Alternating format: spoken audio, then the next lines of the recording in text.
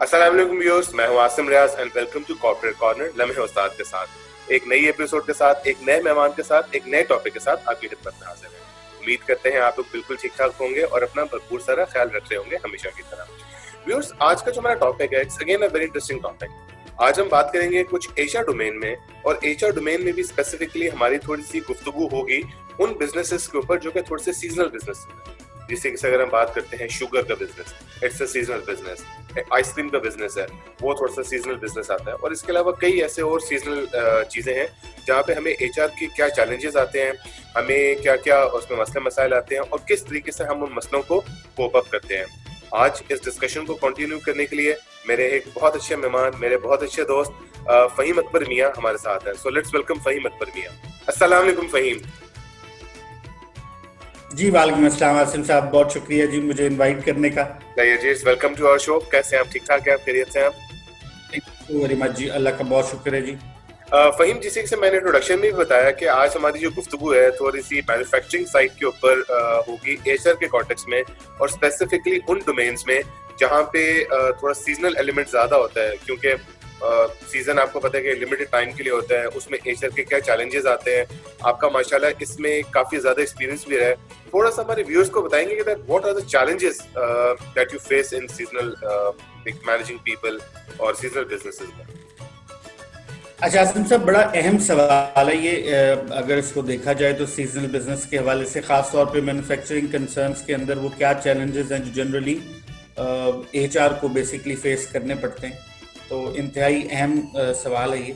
मैं कुछ 3-4 पॉइंट्स या चंद एक ऐसी चीज़ें होंगी जिसकी निशानदेही करना चाहूँगा इस हवाले से कि जो रियल टाइम चैलेंजेस एचआर के लोगों को जनरली सीजनल बिजनेस में आते हैं। जैसे कि हम एक तो खैर मैं सिर्फ एचआर ही के पर्सपेक्टिव में पहला पॉइंट वहीं से ही रेस कर लेता हूँ। जैसे आप सिर्फ स्टाफ की रिक्रूटमेंट ही की बात कर लें या मैन पावर की रिक्वायरमेंट की बात कर लें, तो ये इटसेल्फ एक बहुत बड़ा चैलेंज हो जाता है। और इस चैलेंज को आप इस पर्सपेक्टिव में समझ लीजिए कि आमतौर पे किसी भी एम्प्लॉय को आप या किसी भी इंडिविजुअल को जो किसी भी ऑर्गेनाइजेशन के साथ काम करना चाहता है या काम करता है, उसकी जो सबसे पहली फर्स्ट और फोरमोस्ट प्रायोरिटी होती है वो ये होती है कि वो किसी ऐसे इदारे में रहे जहाँ एक तो उसका फ्यूचर सिक्योर रहे, एक कंटिन्यूस उसकी जॉब हो, एक सर्टन अमाउंट ऑफ मनी या उसकी अर्निंग जो है वो उसकी मुसलसल होती रहे। तो इस तरह की किसी भी सेटअप में काम करने के लिए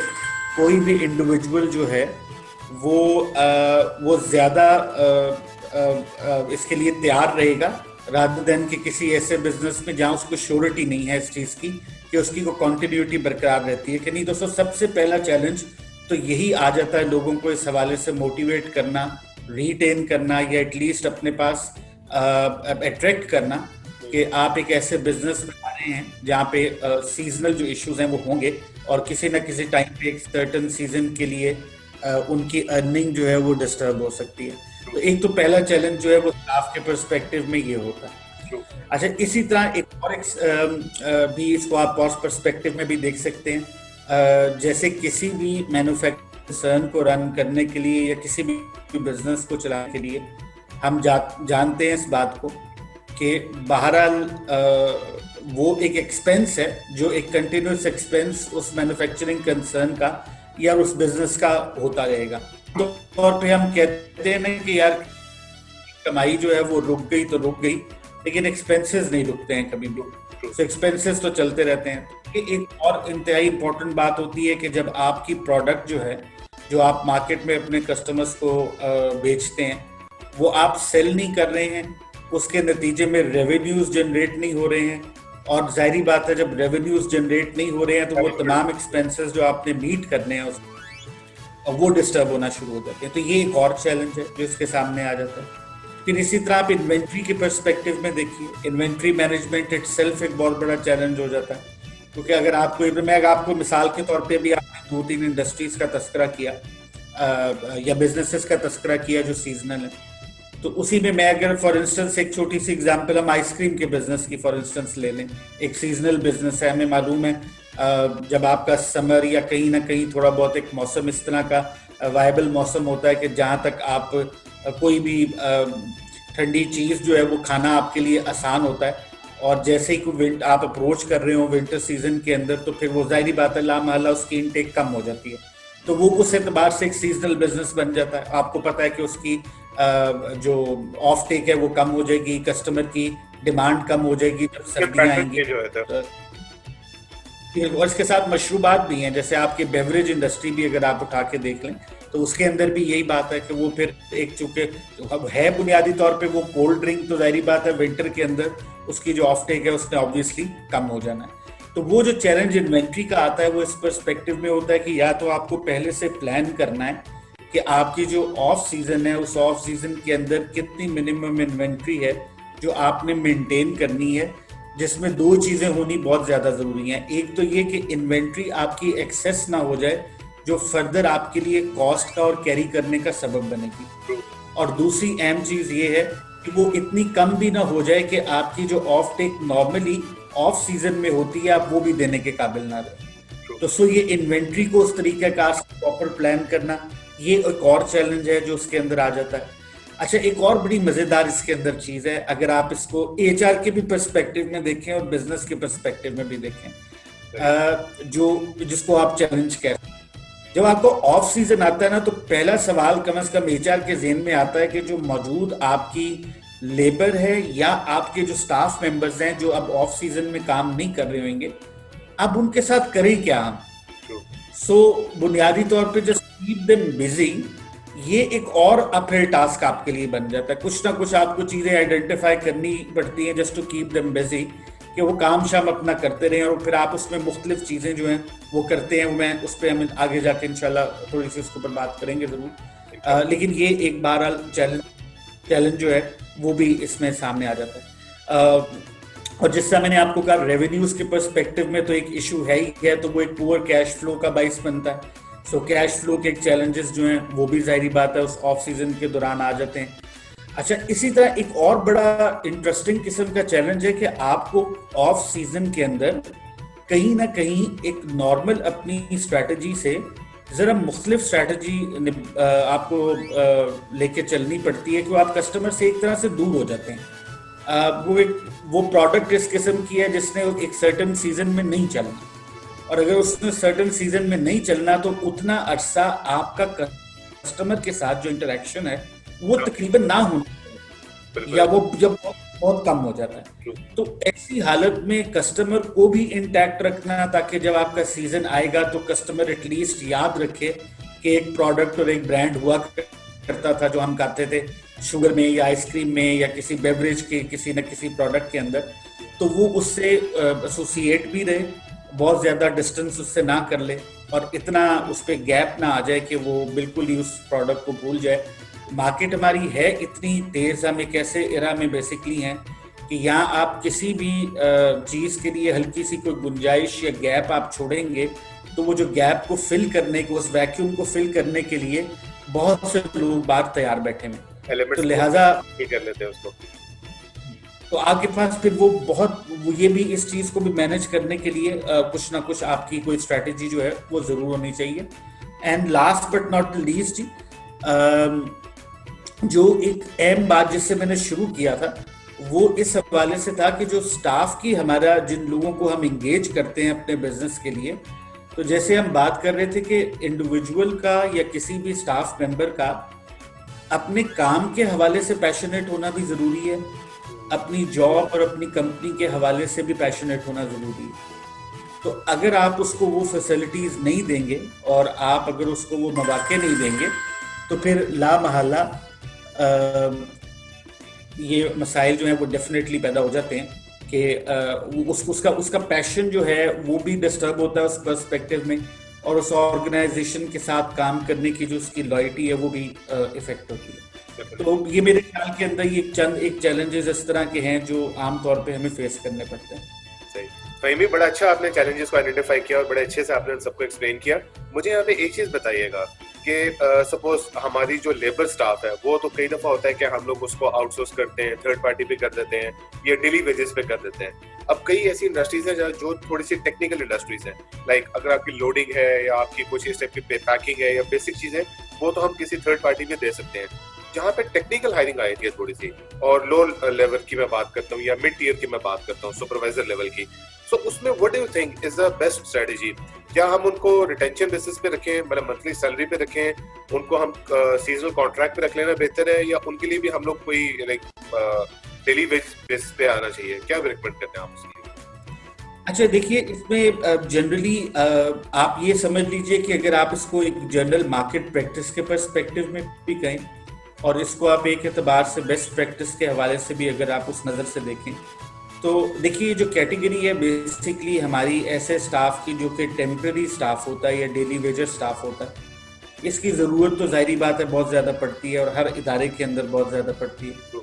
और इसकी जो ज़रूरत है, ज़ाहिरी बात है, इसका एक और एस्पेक्ट भी है कि कंपनियां जो हैं वो अपने बिजनेस को जनरली कॉस्ट इफेक्टिव भी रखना चाहती हैं, तो उसको कॉस्ट इफेक्टिव रखने के पर्सपेक्टिव में भी ये एक अच्छा आइडिया होता है। आमतौर पे ये चीज़ देखी गई है कि ऑर्गेनाइजेशंस जो बहुत लोअर लेवल की पोजीशंस हैं, जहाँ पे काम का लेबर का या लेग वर्क का ज़्यादा होता है, जिसको आम जबान में हम कोई टेम्पररी स्टाफ या डेली वेजर बोल देते हैं, कुछ जगहों के ऊपर हम मंथली भी इनको बोल देते हैं। ये वो लोग होते हैं जिसको आमतौर पे ऑर्गेनाइजेशंस जो हैं वो प्रेफर करती हैं कि इसको थर्ड पार्टी के थ्रू जो है वो हायर कर लिया जाए। और जब आप थर्ड पार्टी के थ्रू हायर करते हैं तो जाहिर बात है बहुत सारे मसाइल तो कंपनीज के वैसे ही ख़त्म हो जाते हैं, क्योंकि थर्ड पार्टी को उनका सारा लुक आफ्टर जो है वो करना पड़ता है। और आप जाहिर बात है एक सर्टन आपने एक अमाउंट तय की हुई होती है थर्ड पार्टी के साथ, तो आप उसको उसकी फीस अदा करते हैं और फिर बाकी वो तमाम मामला को खुद देख लेते हैं। लेकिन अगर आप इससे हट के आ जाएं तो एक दूसरी कैटेगरी है, इसको हम आम जिसका आपने बेसिकली तस्करा किया और शायद आपका इशारा भी उसी तरफ ही था कि ये जो टेक्निकल लोग होते हैं या इवन नॉन टेक्निकल भी होंगे, ऐसे लोग जिनकी बहरहाल आपको ऑफ सीजन में भी परमानेंट तौर पे ज़रूरत है, ये वो लोग हैं जिनको हम आम तौर पे कहते हैं कि ये हमारे परमानेंट एम्प्लॉयज होते हैं। सो इनके लिए जनरली हमने जो जॉब अपॉर्चुनिटी होती है वो ऑफ सीजन में इनको इफेक्ट नहीं कर रही होती। सो इनका बेहतर जो तरीकाकार होता है वो यही होता है कि इनको हम अपने साथ कंटिन्यू करते हैं, ये हमारे साथ उस ऑफ सीजन के दौरान भी चलते रहते हैं। बस फर्क सिर्फ इतना है कि जैसे मैंने आपको शुरू में एक चैलेंज का तस्करा किया था कि आपको एग्जैक्टली ये पता नहीं होता कि जब ऑफ सीजन हो गया है तो जो आपके पास लोग काम कर रहे हैं उनके साथ करना क्या है। तो वो असल में उस कैटेगरी में बेसिकली ये तमाम लोग आ जाते हैं। ये टेक्निकल के भी, मिड टियर के भी, मिडिल मैनेजमेंट के भी, हर वो जिसको मैं एक ही टर्म जिनके लिए मैं यूज कर रहा हूँ कि ये बेसिकली एक परमानेंट स्टाफ है, जिसको इन एनी केस जिनके ऊपर जिनकी जॉब पे सीजनल इफेक्ट नहीं होना। तो इस तरह के जो लोग हैं, इसके लिए फिर हमें ये सोचना पड़ता है कि उस ऑफ सीजन के दौरान हम इनके लिए क्या प्लान करें जिससे एक एक्ट रहें ये लोग, बिल्कुल उनके लिए एक ऐसा पीरियड ना आ जाए जहाँ पे वो बिल्कुल फारग बैठे होते हैं, और कुछ ना कुछ हम उनको एक्टिविटीज में लगाए रखें। तो उधर हमें फिर कुछ अपॉर्चुनिटीज मिलती हैं कि जहाँ हम कुछ ना कुछ टाइम लगाते हैं लोगों के साथ, उनकी ट्रेनिंग एंड डेवलपमेंट के ऊपर, उनकी स्किल एनहांसमेंट के ऊपर। अगर आपको कोई टेक्निकल स्टाफ ही की बात कर लें जो ऑब्वियसली मैन्युफैक्चरिंग कंसर्न्स के अंदर बहुत ज़्यादा ज़रूरी है, तो मैन्युफैक्चरिंग कंसर्न्स में जो टेक्निकल स्टाफ है उनके लिए बेस्ट उनकी यूटिलाइजेशन ऑफ सीजन के अंदर ये है कि वो मेंटेनेंस के काम जो हैं वो उनको अंजाम देना चाहिए। एक प्रॉपर आपका मेंटेनेंस स्केड्यूल बनेगा और आपको पता है कि आपको अपनी उन तमाम मशीनों को, अपने इक्विपमेंट को गियर अप करना है आने वाले पूरे साल के लिए। और कई रूटीन की मेंटेनेंस तो चलती रहती है, लेकिन कहीं ना कहीं कोई मेजर इश्यूज हैं या इनफैक्ट आपने कहीं ना कहीं ये फैसला कर लिया कि आपने कहीं अपना सेटअप जो है उसको एक्सपैंड करना है, या कोई मशीन्स आपकी या इक्विपमेंट को मेजर ओवरहॉल करना है, तो ये वो टाइम होता है जिसको हम यूटिलाइज करते हैं। फिर हाइजीन कंडीशंस हमने अपने अपने मैन्युफैक्चरिंग कंसर्न्स में कैसे रखनी है, उसके ऊपर फिर जोर ज़्यादा दिया जाता है। तो कोशिश हम ये करते हैं कि इन तमाम लोगों को बिजी रखें और कुछ ना कुछ स्केड्यूल जो है वो इनका हम देते हैं।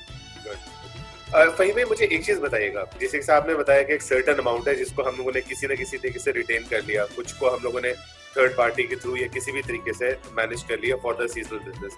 हमारा जो कंपनी का कल्चर है, हम उसको इंश्योर कैसे कर सकते हैं? जो तो हमारे साथ परमानेंट है, चले उनको तो हम किसी न किसी तरीके से अपने कल्चर में इंडल्ज कर लेंगे, इन्वॉल्व कर लेंगे, लेकिन जहाँ पे बात आती है थर्ड पार्टी की या हमारी बात आती है आउटसोर्स लेबर की, तो उसमें हम कंपनी के कल्चर को कैसे इंश्योर कर सकते हैं? अच्छा देखिए, ये तो तमाम चीज़ें इस नौयत की हैं, ये ज़्यादा डिपेंड करता है आप अपनी कंपनी का जो भी डिसिप्लिन आपका है या आपके जो SOPs हैं या जो पॉलिसीज़ हैं आपकी, कितना बेहतर तरीके से आप इम्प्लीमेंट कर लेते हैं। फॉर इंस्टेंस, मैं अगर आपको छोटी से छोटी मिसाल से किसी बड़ी से बड़ी मिसाल की तरफ जाऊं, अगर मेरी कंपनी का एक कल्चर ये है कि मेरे मैन्युफैक्चरिंग कंसर्न के अंदर को आने वाला इंडिविजुअल जो है उसकी पर्सनल हाइजीन जो है वो बहुत बेहतर होनी चाहिए, या मैं ये कहूँ कि वो डिसिप्लिन मेरा ये डिमांड करता है कि उसको हर वक्त यूनिफॉर्म में होना चाहिए, या मेरा डिसिप्लिन ये डिमांड करता है कि उसका अखलाक का होना चाहिए, या मेरा डिसिप्लिन ये डिमांड करता है बेसिकली कि जब वो हमारा काम कर रहा है तो वो जो हमने अपने काम के एक सिस्टम बनाए हुए हैं उस सिस्टम्स को सही तरीक़ेकार से फॉलो कर रहा है। तो ज़्यादातर ये डिपेंड करता है कि हम कितना बेहतर तरीके से अपने उस डिसिप्लिन को इम्प्लीमेंट या इम्पोज कर सकते हैं उस इंडिविजुअल के अंदर। तो हम आम तौर पे उस कल्चर को कायम रखने के लिए 2-3 चीज़ें तो हम करते हैं इन लोगों के साथ। एक तो ये होता है कि चूंकि ये लोग जब हायर किए जाते हैं तो हम पूरी कोशिश करते हैं कि पहले तो अपने SOPs के ऊपर हम इनको प्रॉपर तरीके से ट्रेन करें।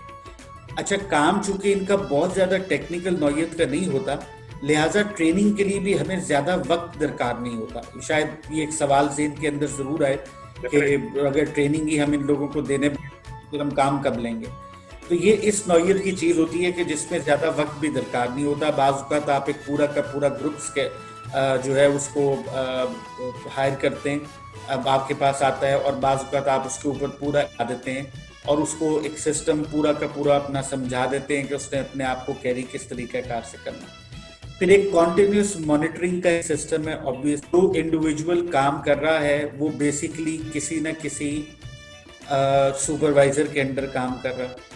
सो वो सुपरवाइज़र की रिस्पॉन्सिबिलिटी है कि वो भी उसी तरीक़ेकार से अपनी उन SOPs को अपने स्टाफ से इम्प्लीमेंट करवाए, चाहे वो स्टाफ उसका परमानेंट स्टाफ है, चाहे वो नया स्टाफ आने वाला स्टाफ है, ताकि उसके आने की वजह से किसी किस्म का कोई मसला जो है वो हमारे ओवरऑल वर्किंग कल्चर पे उसका कोई ना कोई इम्पैक्ट जो है वो किसी हवाले से। तो ये भी चीज़ें हैं जिसके ऊपर हम इसको जोर दे रहे होते हैं।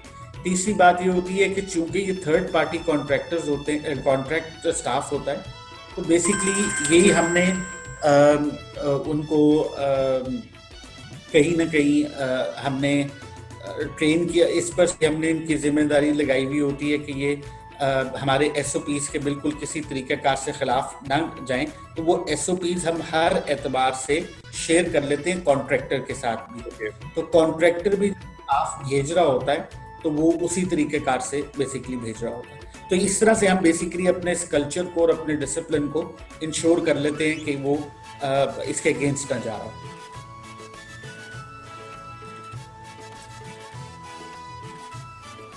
मुझे फहीम भाई यहाँ पे एक चीज बताइएगा कि जिस तरीके से आपने बताया कि हम थर्ड पार्टी को अगर हम कर रहे हैं, हमने SOP शेयर कर लिए, हमने अपने SOPs को इम्पोज कर दिया, कितना इम्पोर्टेंट है कि अगर आपने थर्ड पार्टी कॉन्ट्रैक्टर नहीं रखा हुआ, अगर आप इंटरनल रिक्रूटमेंट कर रहे हैं, जो लोग आपके साथ एक दफा एक सीजन में उन्होंने काम किया, कितनी प्रोबेबिलिटी होती है कि वही लोग नेक्स्ट सीजन में भी आपको कंटिन्यू करेंगे, और क्या इसकी जरूरत होती है या नहीं होती? अच्छा, ये आपका भी बहुत अहम सवाल है जी। देखिए, आमतौर पर देखा तो ये गया है कि आपको बाय एंड लार्ज वो लोग मिल जाते हैं जो आपके साथ एक अरसा से चल रहे होते हैं। इवन अगर आप मेरी आपको जी आवाज आ रही है ऐसे? जी, आई कैन हियर यू। अच्छा, सॉरी, आपकी वो जरा वीडियो एकदम स्टक हो गई थी। सो मैं ये कह रहा था कि बेसिकली बाय एंड लार्ज तो ये हो जाता है जी कि हमें वही स्टाफ मेंबर्स जो हैं वो मिल जाते हैं, और उसमें हमें एज सच कोई इतनी ज़्यादा परेशानी नहीं होती। हाँ, आप कह लीजिए को 20% के करीब इतना आप ज़रूर रखें कि कहीं ना कहीं ये हमें नए लोग जो हैं इंडक्ट करने पड़ते हैं, और उसके हिसाब से ये लोग चलते रहते हैं। बट बाय एंड लार्ज अगर आप देखें तो ये लोग रिटेन हो जाते हैं। और उसकी जो सबसे मेजर वजह है और जो समझ में भी आती है, देखिए, ये जो हमारे थर्ड पार्टी कॉन्ट्रैक्ट से आने वाले लोग जिस लेवल से ताल्लुक़ रखते हैं, जिस क्लास से ताल्लुक़ रखते हैं,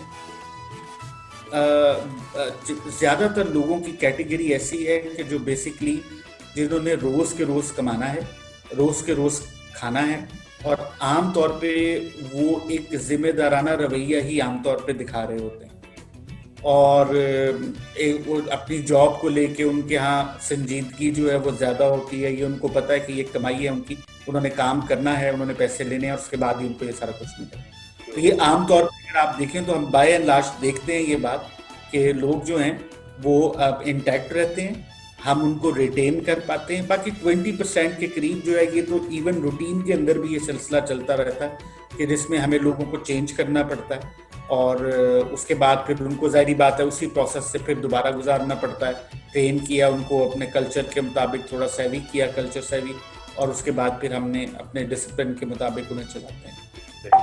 भाई मुझे अभी एक चीज और बताइएगा, हम मैन्युफैक्चरिंग कंसर्न की जब बात करते हैं तो मैन्युफैक्चरिंग कंसर्न में हमारा यूनियन, हमारी ग्रुपिंग, हमारी इस टाइप की चीजें बहुत ज्यादा आती हैं। जब सीजनल हम किसी हायरिंग की बात करते हैं, क्या उसमें भी इस टाइप के इश्यूज आते हैं? सॉरी आसिम साहब, क्वेश्चन दोबारा बोलिएगा, आपकी आवाज बीच में रुक गई। माय क्वेश्चन वाज कि मैन्युफैक्चरिंग कंसर्न्स की जब हम बात करते हैं तो फैक्ट्रीज में यूनियन और लेबर यूनियंस को हम लोग बहुत ज्यादा देखते हैं, बहुत ज्यादा इन्फ्लुएंस और बहुत ज्यादा होल्ड देखते हैं। तो जब हमने बात की सीजनल लेबर की, क्या उसमें भी इस टाइप के इश्यूज आते हैं जिसमें आपको यूनियंस मिले या आपको उनकी कट जोड़ मिले जो यूनियन का होता है? अच्छा देखिए, किसी भी मैन्युफैक्चरिंग कंसर्न के अंदर जहां बाय लॉ आपके लिए जरूरी है कि आप यूनियन जो है वो जरूर वहां पे मौजूद हो, तो उस हद तक तो आपका कहना बिल्कुल दुरुस्त है कि वो इश्यूज आते जरूर हैं, लेकिन मैं उसको कोई चैलेंज नहीं कह सकता। उसको समझिए कि वो जनरली बहुत रूटीन के इश्यूज होते हैं। और इसमें जो अहम बात है वो ये है कि किसी भी ऑर्गेनाइजेशन या मैन्युफैक्चरिंग कंसर्न के लिए सबसे पहले तो ये इंतहाई इंपॉर्टेंट बात है कि आप कोई ऐसे हालात पैदा ना होने दें अपने एम्प्लॉइज के पर्सपेक्टिव के अंदर जहां किसी किस्म का इशू वैसे भी रेज हो रहा हो और उस तरह के मामला जा रहे हो। ये जो हमारे यहाँ एक जनरल कॉन्सेप्ट है कि यूनियंस जो हैं बेसिकली ये कहीं ना कहीं इस्तेमाल करती हैं अपने इन्फ्लुएंस को ऑर्गेनाइजेशन के ऊपर, और बाज़ का जायज़ और नाजायज़ दोनों के दोनों मामला हैं वो उनको हल कराने की कोशिश करती हैं। तो ये बात किसी हद तक दुरुस्त भी है और किसी हद तक गलत भी है। ऐसा नहीं कहा जा सकता कि 100% ऐसा होता है, और ऐसा भी नहीं कहा जा सकता कि ये बिल्कुल ऐसा नहीं होता। लेकिन सो ये काम बेसिकली HR का भी है, ऑब्वियसली मैनेजमेंट का भी है कि तो आप ऐसा कोई इशू जो है वो खड़ा ना होने दें सब। और दूसरी बात जो सबसे अहम तरीन है कि जो मिनिमम आपको law of the land guide करता है और बताता है, कुछ प्रिंसिपल्स लेड डाउन है कि आपको ये लेबर के लिए ये मिनिमम चीजें करनी ही करनी है, तो फिर आपको कम से कम ये इंश्योर करना चाहिए कि आप उतनी ज़रूरतें जो हैं उस एम्प्लॉय की वो ज़रूर पूरी कर लें। और अगर आप वो करते रहेंगे तो जनरली फिर आपको कोई इशू नहीं आता। बट एज आई सेड, ये चैलेंज नहीं है, it can be an issue but it can't be a challenge. सही। अच्छा फहीम, यहाँ पे एक चीज और बताइएगा, आप HR से इस वक्त इन्वॉल्व हैं, इस टाइप की जो भी थर्ड पार्टी में तो खैर हमारी वो चीजें नहीं आती जिसमें हम प्रॉविडेंट फंड या उनको कोई भी बोनसेस या उनको बेनिफिट्स या हेल्थ केयर बेनिफिट्स देना हो, जो कि आपकी परमानेंट एम्प्लॉय होती है मैन्युफैक्चरिंग कंसर्न्स में भी, उनको भी आप उसी तरीके से डील कर रहे होते हैं जिसमें प्रॉपर उनके अलाउंसेस, उनके फूड अलाउंसेस, उनकी हेल्थ केयर और इस टाइप की चीजें वो देख रहे हो हम साथ? जी परमानेंट के लिए आप कह रहे हैं? जी परमानेंट के लिए, परमानेंट लेबर की बात कर रहा हूँ। बेसिकली मेरा जितना भी टॉपिक है इसमें लेबर ओरिएंटेड है इसमें। ओके ठीक है जी। अच्छा, जो परमानेंट लेबर है आपने बिल्कुल सही कहा। जैसे मैंने अभी आपको मेंशन किया कि ये बेसिकली हमारा जो काम है वो ये है कि जो मिनिमम लॉ कहता है लेबर के पर्सपेक्टिव के अंदर, और चाहे वो परमानेंट लेबर है, इवन वो अगर टेम्पररी लेबर भी है जहां जिसको हम जनरली डेली वेजर भी कह रहे हैं, सो मिनिमम जो laid down procedure in the law of the land कि आपको ये एम्प्लॉय के लिए इतने मिनिमम बेनिफिट्स रखने हैं, तो वो हम हर सूरत पे इंश्योर करते हैं कि हम रखें। हम इसकी मिसाल ले लेते हैं। फॉर इंस्टेंस, क्या मैन्युफैक्चरिंग कंसर्न्स या ऑर्गेनाइजेशंस जो हैं वो जनरली मिनिमम वेजेस जो हैं इसको इंश्योर करती हैं कि नहीं करती? क्या EOBI और सोशल सिक्योरिटी की फैसिलिटी उनको दी जाती है कि नहीं दी जाती? क्या हेल्थ इंश्योरेंस की फैसिलिटी या लाइफ इंश्योरेंस की फैसिलिटी उन्हें मिलती है कि नहीं मिलती? क्या उनको ओवर टाइम मिलता है कि नहीं मिलता? क्या उनका टाइम इस तरीक़ेकार से मैनेज है कि नहीं है? एक बात मैं ज़रूर आपको कह सकता हूँ, ये कुछ हद तक तो अनफॉर्चुनेट हमारी इंडस्ट्री में ज़रूर है कि जनरली ये जो क्लास है हमारी, इस क्लास के अंदर बहुत सारी चीज़ों का ख्याल नहीं भी रखा जाता। और ये एक बहुत बिटर रियलिटी है, आप समझ लीजिए। हमारे एटलीस्ट बिजनेस कम्युनिटी में ये कहना चाहिए, बहुत सी ऑर्गेनाइजेशंस आपको ऐसी मिलेंगी, लेकिन कुछ ऐसी ऑर्गेनाइजेशंस हैं जो प्रिंसिपल स्टैंड लेती हैं और वो ये बहरहाल ये बात कहती हैं कि चाहे जो मर्जी हो जाए, जो मिनिमम रिक्वायरमेंट्स हैं उनको हम लेबर लॉ की, वो हम उसको ज़रूर पूरा करेंगे। क्योंकि at the end of the day उनकी जो सोच है या उनका जो नज़रिया है वो ये है कि आपकी एक सेटिस्फाइड वर्क फोर्स जो है, बेसिकली वही रिजल्ट्स जो है वो पे करती है किसी भी ऑर्गेनाइजेशन को या उसकी तरक्की में जो किरदार अदा करती है। और जो ऐसा नहीं सोचते हैं बेसिकली, वो जाहिर बात है फिर उनके मसाइल जो हैं वो साथ साथ चलते रहते हैं। और उसके बहुत सारे तरीके हैं, अब उसको क्या मैं मेंशन करूं, लेकिन ये बहरहाल ज़रूर है कि ये कुछ मामलात ऐसे हैं जिस पे शायद हमारी इंडस्ट्री के अंदर बहुत काम होने की ज़रूरत है कि ये जो परमानेंट लेबर स्टाफ होता है उनकी जो ज़रूरतें भी हैं और कम से कम जो मिनिमम उनकी रिक्वायरमेंट्स लॉ के मुताबिक हैं उसे ज़रूर पूरा करना चाहिए। फहीम भाई, एक चीज, लास्ट क्वेश्चन। कोविड ने हमें बहुत सारे सबक सिखाए हैं, कोविड ने हमें बहुत सारे चैलेंजेस दिए हैं। So what do you think कि जो सीजनल एचआर की जैसे हमने बात की अभी, क्या कोविड का इसमें भी इम्पैक्ट आएगा? क्या कोविड का इससे रिलेटेड भी कोई चैलेंज होगा?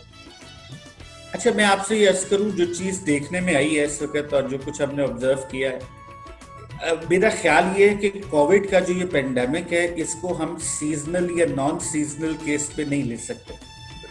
बेसिकली एक ऐसा चैलेंज है जो आपके साथ थ्रू आउट है और थ्रू आउट चल रहा है टिल द टाइम कि इसका कोई हल, कोई वैक्सीनेशन या मुकम्मल तौर पे ये एरेडिकेट नहीं हो जाता, तब तक तो ये एक ऐसी चीज़ है जिसको मैं सीज़न या नॉन सीज़न के अंदर मैं इसको तकसीम नहीं करूँगा। मेरे लिए तो ये सब के लिए बहुत बड़ा चैलेंज है और हर एतबार से, स्पेशली इस पर्सपेक्टिव। और आप कोई भी ऐसी इंडस्ट्री, मैन्युफैक्चरिंग कंसर्न का चूंकि हम बात कर रहे हैं, तो इसमें ख़ास तौर पे जो फूड से रेलेवेंट कंसर्न्स हैं उनके ऊपर तो जाहिर बात है इसका बहुत बड़ा इम्पैक्ट है। लेकिन इस पर्सपेक्टिव में इम्पैक्ट है कि ऑर्गेनाइजेशंस को बहुत ज़्यादा विजिलेंट होना पड़ रहा है, ऑर्गेनाइजेशंस को बहुत ज़्यादा एसओपी ओरिएंटेड होना पड़ रहा है। अब बहुत ज़्यादा हमें इस चीज़ की ज़रूरत पड़ रही है कि इसको बहुत क्लोजली हम मॉनिटर भी करें, अपने एसओपीज़ को इंतहाई हम रिलीजियसली फॉलो भी करें, और वो तमाम के तमाम प्रिकॉशंस जो हमें कहे गए हैं वो प्रिकॉशंस को हम कंटिन्यूसली रोज़ाना की बुनियादों के ऊपर हम उसको लेते रहें, उसको मॉनिटर करते रहें। अब अगर फ़र्ज़ कीजिए आज आने वाले 1-2 महीने में अगर ये कहीं किसी का ऑफ सीज़न शुरू हो जाता है, फॉर इंस्टेंस हम ये बेवरेजेस या कोल्ड ड्रिंक्स वगैरह या आइसक्रीम बिजनेस की बात कर लें, आने वाले वक्त में अब ये इसका एक तरह से आप कह लीजिए ऑफ सीज़न आने वाला है, तो क्या ऑफ सीज़न के आने से मुझे कोविड में कोई रिलीफ मिलेगा? ऑब्वियसली नहीं मिलेगा। मुझे जाहिर बात है उतना ही विजिलेंट होना पड़ेगा उसके लिए जितना विजिलेंट मैं आज हूँ या जितना विजिलेंट मैं सीजन के दौरान हूँ। भाई, मैं एक लास्ट मैसेज देना चाहेंगे हमारी एचआर फ्रेटर्निटी को। एचआर फ्रेटर्निटी को जी देखिए, मेरा जनरली तो पैगाम जो है, या खैर मेरी दरख्वास्त ही होती है, तो पैगाम तो मैं एचआर फ्रेटर्निटी को क्या दे सकता हूँ। मेरे ख्याल के अंदर ही देखिए, हमारा बुनियादी तौर पे रोल जो है वो ये है कि हम एक्चुअली ब्रिज हैं between employer and the employee. So हमारा काम किसी भी इदारे के अंदर बैठ के उन इंटरेस्ट को सेफ गार्ड करना होता है, जो इंटरेस्ट बेसिकली कंपनी के भी हैं और जो एम्प्लॉयज़ के भी हैं। सो मेरी ये ख्वाहिश है और मैं ऐसा देखना भी चाहता हूँ कि जनरली एचआर फ्रेटर्निटी में जिन ऑर्गेनाइजेशन में एचआर के प्रोफेशनल्स बैठे हुए हैं वो इस बैलेंस को कम से कम ज़रूर कायम रखें, और वो ये ज़रूर देखें कि कहाँ किस जगह के ऊपर हमने किसके लिए आवाज़ बुलंद करनी है। क्या वो आवाज़ हमने एम्प्लॉयर के लिए बुलंद करनी है, क्या वो आवाज़ हमने एम्प्लॉय के इंटरेस्ट के लिए बुलंद करनी है। तो उसमें एक हैप्पी बैलेंस जो है वो ज़रूर रखा जाना चाहिए। मेरी राय ज़ाती ये है कि शायद ऐसा हमें देखने में नहीं आता।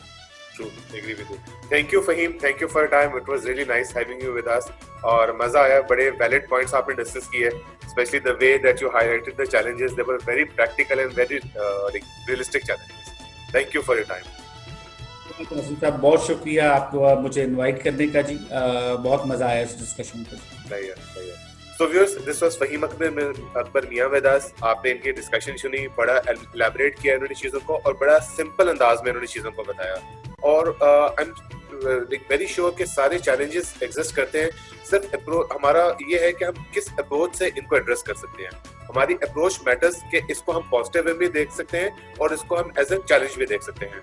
सो prayers are with all the industry people. उम्मीद करते हैं कि आपको शो का मजा आया होगा, आपने कुछ ना कुछ सीखा होगा। मुझे अपने होस्ट को इजाजत दीजिएगा, इंशाल्लाह जल्दी किसी नए मेहमान के साथ दोबारा आपसे मुलाकात होती है। अल्लाह हाफ़िज़।